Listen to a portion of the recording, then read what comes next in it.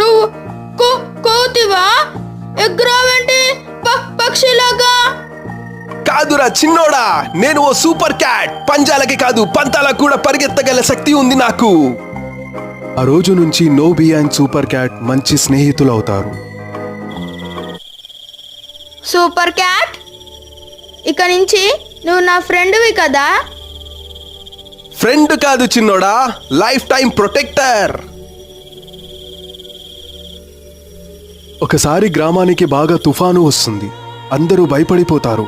అప్పుడే అక్కడికి super cat నోబీతో కలిసి వస్తాడు. వాళ్ళని కాపాడాలి సూపర్ క్యాట్, చాలా భయపడుతున్నారు. భయపడకు నోబీ, మనం ఉన్నాం కదా, రా నన్ను పట్టుకో.